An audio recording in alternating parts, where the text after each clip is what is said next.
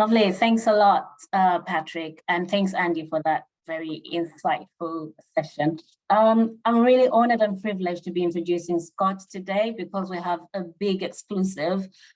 So Scott is somebody that's known around the UBI world, but in a very first world introduction, may I introduce to you Scott Santens, who is the founder and president of the soon or today to be announced Income to Support All Foundation. Scott, welcome to this conference and please take it away. Thank you, Chiwe, and thank you for the invite, everybody. A few of you already know me, but for those who don't, I'm just a guy who happened to get really into the concept of unconditional basic income 10 years ago. I get asked all the time how that happened. So long story short, I was on Reddit. Read through the many comments in a discussion thread about how quickly technology was advancing and no one was talking about it. Found out about UBI, dove into everything I could find about it. And then, like in some cartoon, a light bulb appeared above my head and there was no going back after that. What was the light bulb? It was this. There is no single policy more important to the future of humankind than UBI. When asked to describe UBI in one word, I say civilizational. It's that big. People love to say UBI is no silver bullet. That's not a panacea. No, it's not. But in a world where most of the population is perpetually being choked so they can't breathe deeply, a no more non-consensual choking policy is a pretty big deal. It's not that UBI will solve everything, but what it does do is make everything more solvable. In a world full of locked doors, it's a skeleton key. If we want to move the world, we need a really long lever, a lot of effort, and a fulcrum. UBI is that fulcrum. My academic background is in psychology and engineering physics. What I ultimately care about is what works and what doesn't. And so I care about the scientific method more than I do about tribal affiliation. Something is true regardless of what anyone says about that something, or more accurately, something can be determined to be false, and what isn't false could be true. Here's what's false. The just world hypothesis. People do not live in poverty because they deserve it, and people do not live with great wealth because they deserve it. No, that absolutely is not true. Yes, hard work can lead someone from poverty to wealth, but not necessarily. There's a lot of people doing a lot of hard work who live in poverty. There's also a lot of people doing very little work or doing just as much work as everyone else who are living in great wealth. None of us chose who our parents would be and where we would be born. There is a great deal of luck responsible for each of us, where each of us are in our lives, but many of us discount all of that because it feels really good to feel we deserve our fortune and others deserve their misfortune. It feels good to think that as long as we work hard and avoid mistakes, everything will be fine. But odds are it won't be fine. Odds are at some point in our lives, we're going to need some help based on pure bad luck or even a poor decision or two. And when that happens, what should that help look like? Should we treat people as we ourselves would like to be treated?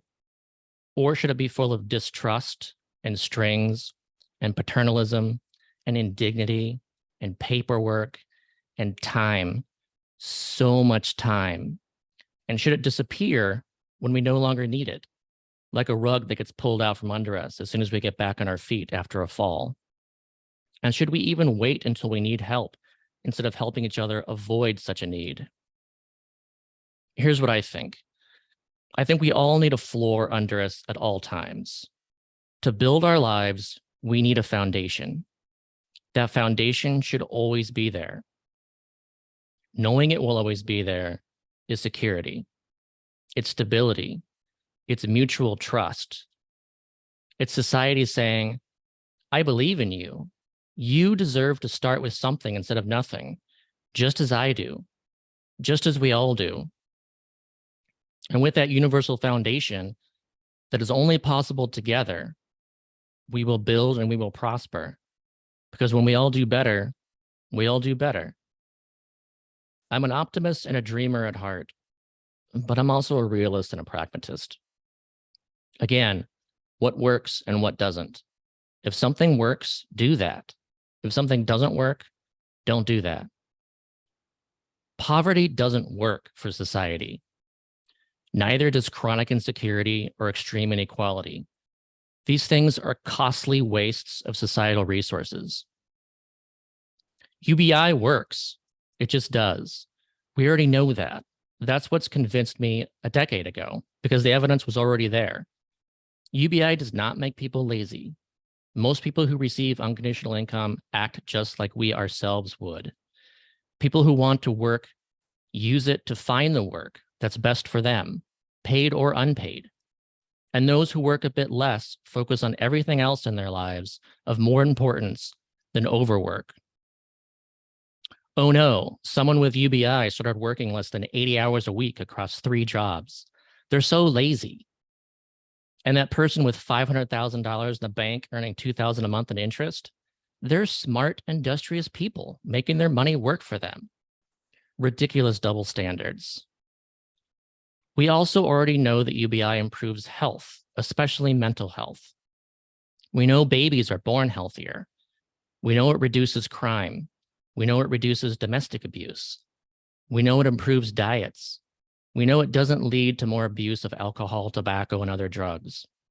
We know it leads to less private debt and more savings. We know it leads to significantly more entrepreneurship. And we know it increases trust in each other. We know all these things, and we'll never really know everything until UBI is permanently implemented. But pilots are still important, and pilots are definitely happening. One of the things that won me over originally was reading about the UBI pilots in Namibia and India, and just how powerful the results of such saturation pilots are. I was blown away that crime dropped by 42% in Namibia, while entrepreneurship quadrupled, and how costs for food actually went down in India, while entrepreneurship tripled. This kind of data can really influence those who can be influenced by data. But let's be real. For the most part, that's not who we're dealing with who aren't yet supportive of UBI. All the evidence in the world can be falsified by an experiment of one, an anecdote, more commonly known as a story. That's what the pilots are all truly about, and why even micropilots have value to the movement. One story is all someone ever really needs. My favorite story from the Namibia UBI pilot is a woman named Frida, who with her first UBI payment, went out and bought what she needed to start her own bakery business in her village. Soon she was making 4 times in profit the amount of her UBI every month, on top of her UBI. She even hired employees. 10 years later, her bakery shop is still in business, and her 3 kids were able to attend the University of Namibia. I love that story for a few reasons. One, she clearly didn't get lazy. She started her own successful business. How many others are there like her who want to start a successful business, but don't have the resources or fear the poverty consequences of failure? 2, her UBI enabled her to earn far more than her UBI. It demonstrates clearly how UBI is a raised floor that better enables additional income. That first comes money, and then comes work.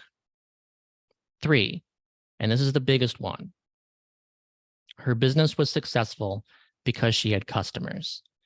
Everyone in her village had the money to buy her baked rolls. The UBI didn't just create an entrepreneur, it created demand. How many businesses fail, not because of a bad product or service, but because of a lack of customers with discretionary income to spend? That's one of my favorite stories, and I will put that up against anyone with their favorite anecdote about how they heard of someone on welfare who does nothing all day but drink and drugs. The challenge of a good story is finding the right one for the right person. That's why I'm especially excited about all the many pilots in the US, because part of qualifying as a good story is being local enough. So many people don't care about a baker in Namibia because that's not here, that's there. So local pilots help. The other challenge for a good story is finding one that someone can strongly identify with. A good UBI story is one where we see ourselves as if through the looking glass to a parallel universe where we ourselves have UBI. This is why I disagree with complaints about what's going on in cities and counties across the US as not UBI. It's true that nothing so far has been a saturation site testing universality effects, but altogether, there's a story that universality would tell. In the US, more than 115 mayors have joined Mayors for Guaranteed Income with the hopes of launching a pilot in their city, and over 50 such pilots have already been launched. Some have already completed. Some are still ongoing. Some are already looking at permanency. Some are privately funded and some are publicly funded. Some are nonprofits realizing how powerful it is to just give people money instead of what they usually do. But what all share are the individual stories they are creating or have created. An unconditional monthly cash program that only enrolls the unhoused is not UBI, but because UBI will include everyone who is unhoused, a good story from a homelessness-focused pilot can show how effective UBI will be at reducing homelessness. Here are the stories that are currently being generated in the US based on the specific focuses of the many pilots. If you're pregnant or looking to be or once were, there's a story waiting for you. If you're an unpaid caregiver or a former foster kid or a Black parent, there's a story waiting for you. If you have or had long COVID or once in prison or identify as LGBTQ or are a young parent or an artist or a community college student or a person with disability, there is a story waiting for you. If you're not quite old enough for Social Security or are an aspiring entrepreneur, there is a story waiting for you. That's what we need, and that's what we're creating all over the world. We're creating stories of a better world where you see yourself in that world and you're just happier. Stories can also be dangerous, and that's something I'm increasingly concerned about. What UBI has on its side are stories that are true.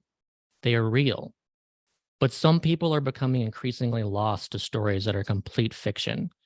There are more and more people out there who believe that UBI is a trap laid by globalist elites who want to lock people in their homes and make them eat bugs.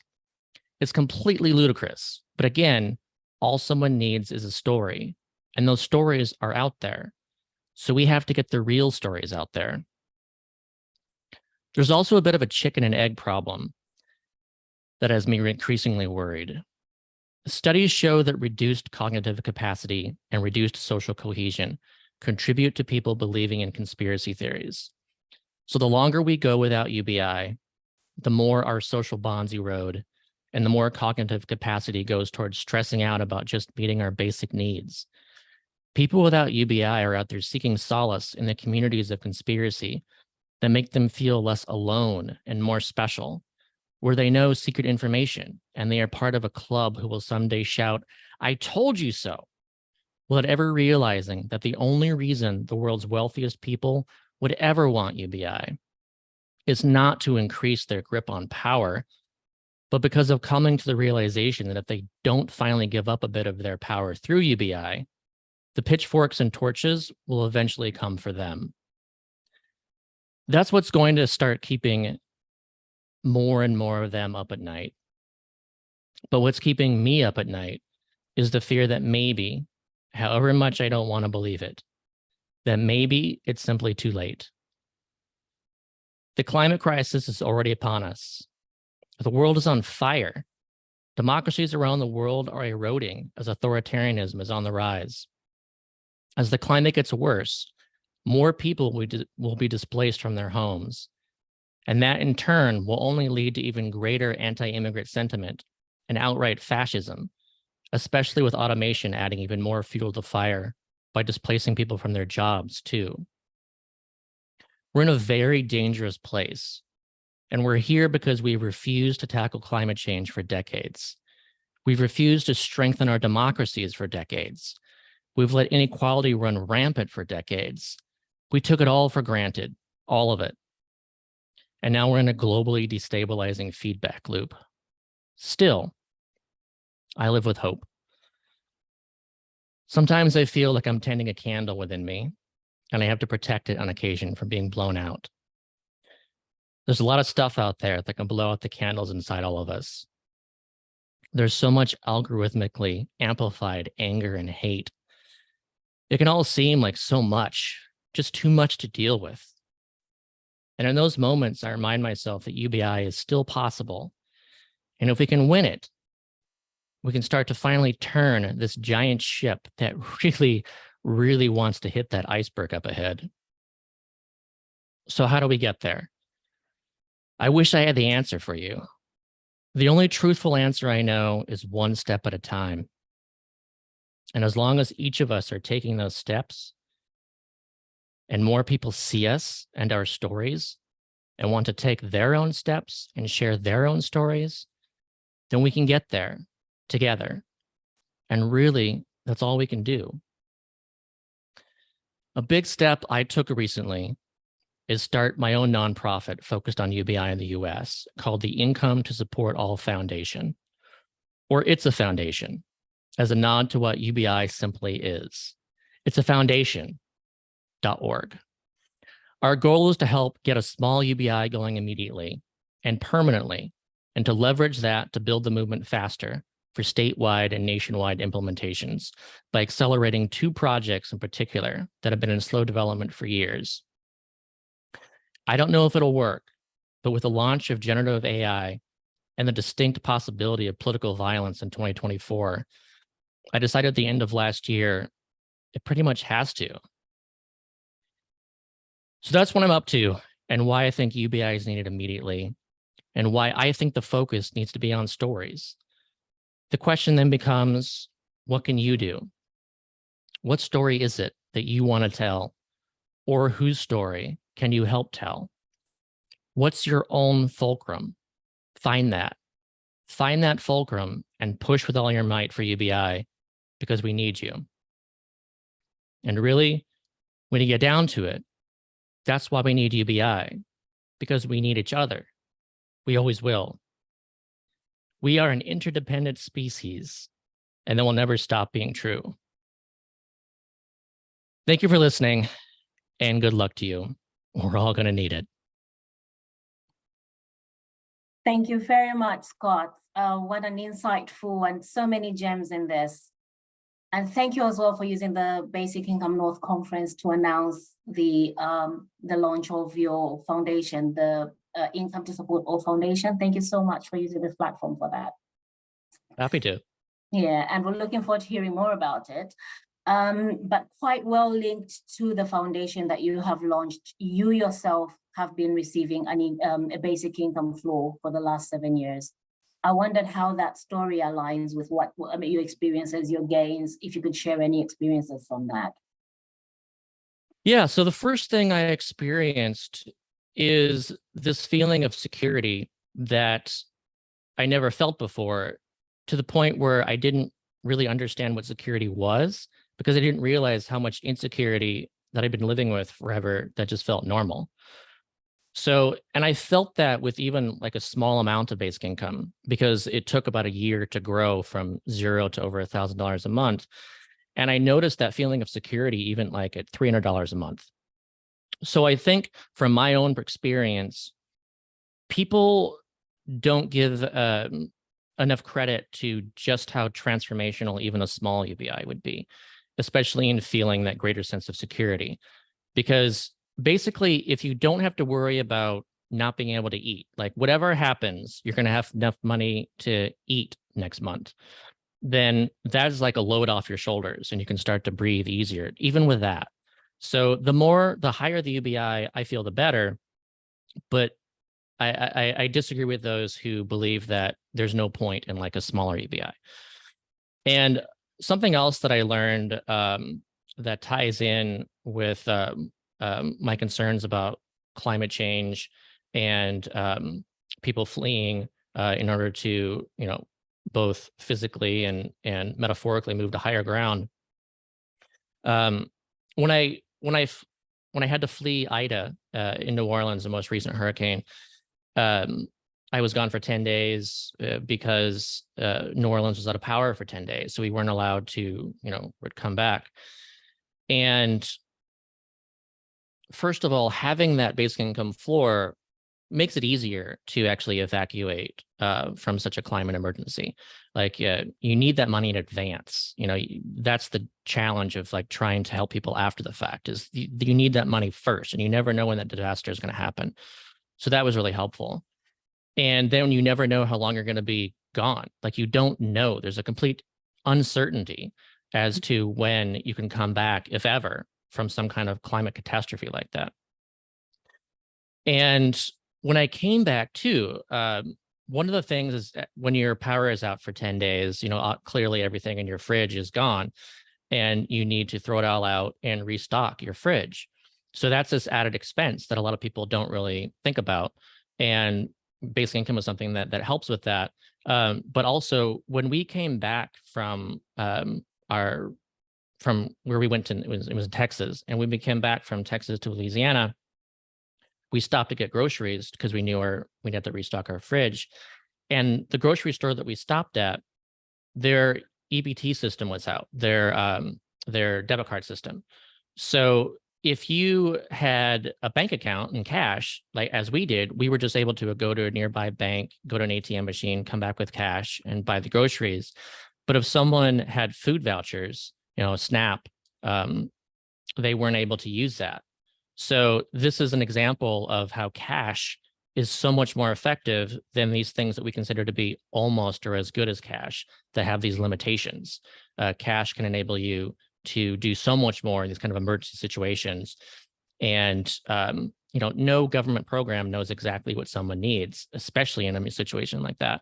So again, I learned, especially in that situation, that cash is just so much more useful for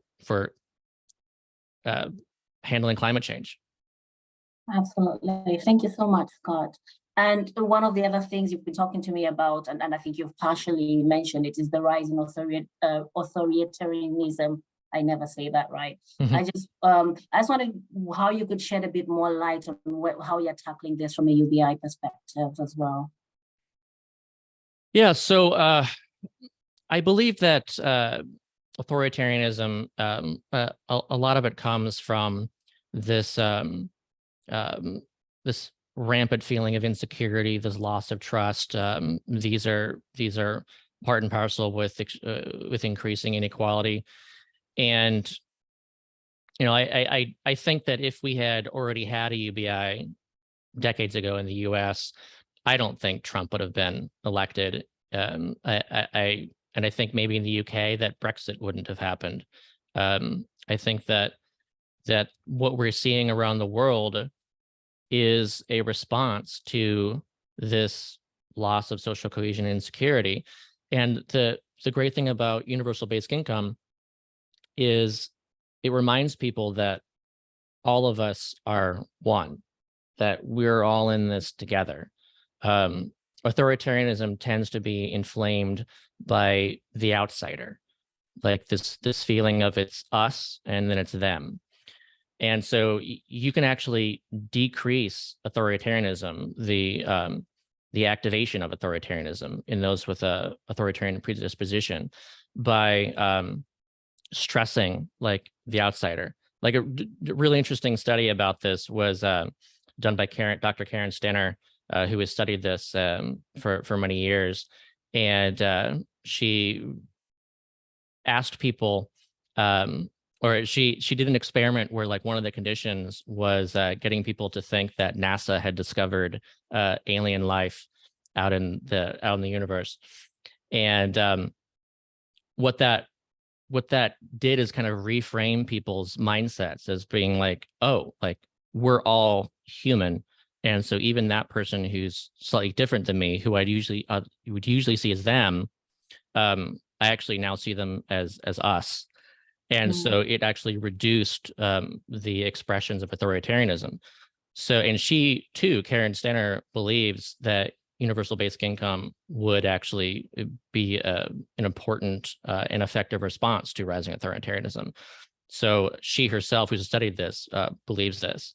And yeah, that really concerns me, because I feel that in order to win basic income, this is going to be an expression of democracy. Like maybe in China they could do that there, and it could be like a way of like increasing their demand internally and being less dependent on consumers outside of China. But I think in general, for most of the world, it's going to be an expression of democracy. And if democracies fail and erode, I think it's going to be that much more difficult to actually adopt a UBI right when you need it most. Thank you, Scott. I'm not sure if I've missed any questions in the chat, but can I have a show of hands if anybody would like to ask Scott a question?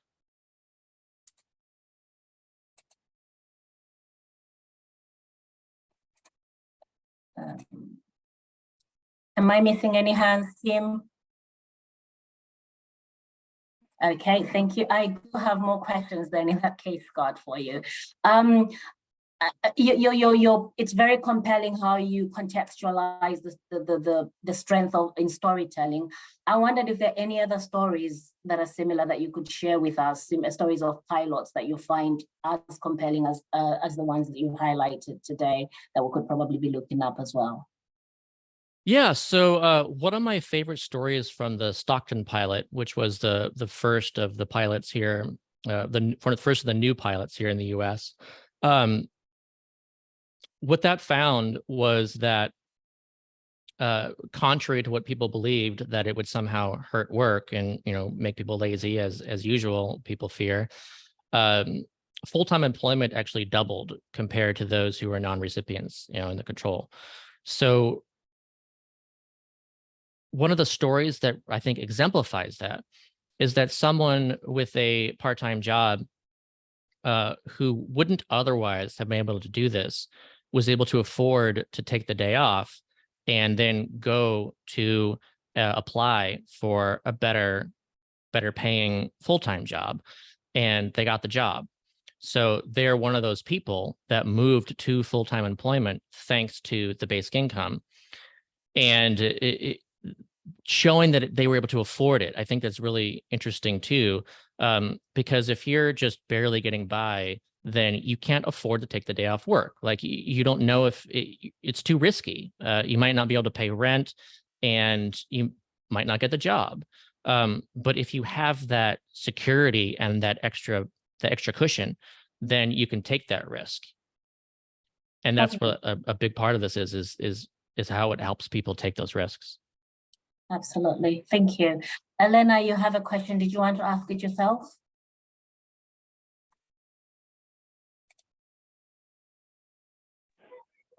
Hi, sure. Can you hear me? Yes, we can. Yep. I was just wondering if you've seen any modeling studies showing what happens if the totality of the population has spending power. If everybody spends money, what does that generate in terms of wealth and possibility compared to when just wealthy people and companies spend? This is not about money. It's more about trying to demonstrate to people that actually inequality is not natural.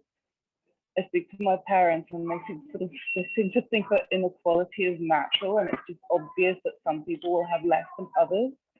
So I'm trying to ask if you've seen or come across studies where if you model ordinary spending of ordinary people, but in totality, that it actually creates more than if just a few people spend. Yeah, there are certainly studies out there that look at the multiplier effects of such things. So, we do know that it's actually pretty common in unconditional cash experiments to see like a multiplier effect of somewhere around $2 per $1, as far as like growing the economy. And then if you look at like the top, so let's say a bonus for someone on Wall Street, then you see that that it's much reduced as far as the impact on GDP. So it's about a third of the size. So you know that making sure that spending power being broad is actually better for economic growth, and that's wide and responds to the actual population, because I think also high inequality distorts like the market mechanism for meeting demand with supply. Like the market kind of feels that there's only luxury demands to meet. So the markets start producing just for luxury demands. And we want to make sure that everyone has some demand so that the markets can actually see that demand and respond to it. And when you do that too, it can actually have the opposite effect of what people fear. So people think, oh my gosh, if you give everyone money, if you boost spending power, then you're going to cause inflation. And that's just not the case. It can be the case, but oftentimes too, the market is an adaptive mechanism. So if demand goes up, supply can actually go up too. It's not going to go up until demand goes up. And it's quite possible too that as supply goes up to meet that higher demand, that prices can go down because you're actually increasing the supply so much more. That was one of the examples from the India UBI pilot that I thought was so interesting, was that people buying, the demand for fruits and vegetables went up to the point where there was a lot more supply to meet that, and then the prices went down instead of up. So when it comes to inflationary concerns, it's really about what are the products and goods and services that can be increased in supply to meet that demand versus the things of limited supply that cannot increase to meet that demand. And then also, how do we invest to meet those demand with supply in, actual purposeful ways, like let's say increased housing, like you actually have to do that in order to lower the price of housing. Thank you. Thank you so much, Scott. We're running out of time, so I'm going to go to Colin for the last question. I'm really sorry. I've seen the questions starting to come up, but we'll go to Colin, and then after that, we'll go back to the main event. Colin. Yeah, thank you, Scott. Your talk was very compelling, very comprehensive. Just one point I did put in the chat earlier.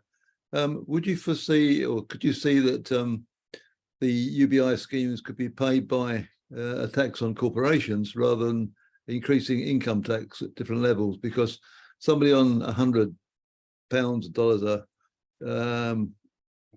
a week might say, why should I pay 20 quid or thousands per year when somebody sits on their backside not working? Whereas if you take the income tax out of the equation and just tax the corporations, do you see that as an option? Yeah, so first, and I write about this in my book, Let There Be Money, that the way that we should think about this too is not that we're coming up with taxes to spend the money, but that we spend the money and then we need to actually subtract via taxes in order to manage inflation. So it's not that we should tax first, we should tax after the fact. At least that's how we should think about it. So when it comes to the taxes that are required in order to pay for a basic income, I think that the taxes that we should do are the ones with like the best incentives and also, higher political support. But I prefer things like Pigovian taxes. I think that if we're going to do a tax, then we should actually have like a market correcting tax. So something like a carbon tax, I really support to pair with basic income. And I like land value taxes too, as being something that has a really good incentive mechanism involved with it that can actually help expand housing supply and reduce the amount of people just sitting on vacant properties, incentivize the actual development of that, and to discourage, rentierism. And I also like transaction taxes to like a small degree. So this is slightly different than like a value-added tax that's only at the end, but just like a small tax on each transaction, basically how like Visa and MasterCard work. Just a small tax on every transaction, so that it's just like a small little bit out of each little bit. And I think too that people should see taxes, especially corporations, as an okay tax. They should see it as a way of taxing capital, especially as capital replaces labor via automation. So yeah, I think that there are certainly other taxes to do than income taxes. And I think that that's a great discussion and debate to have as to like, what are those taxes and what's that mix of taxes, and also how to reform the existing tax system via existing tax subsidies that you could replace as well. Thanks very much. Thank you. Thank you. Thank you so much, Scott and Colin. And Scott, thank you so much again for joining us, and also very specifically for announcing the Income to Support All Foundation using this platform. We really appreciate it. We hope we'll work with you again in some capacity as you move that along. Thank you. You're welcome. Thank you. And I think that's Cleo. I'll bring back Cleo. Yes, indeed. Thank you so much, Scott and Chiwe. That was really fantastic. We, glad we had a bit of spare time to borrow from the closing statements, which is what we're doing now. I think everyone enjoyed that.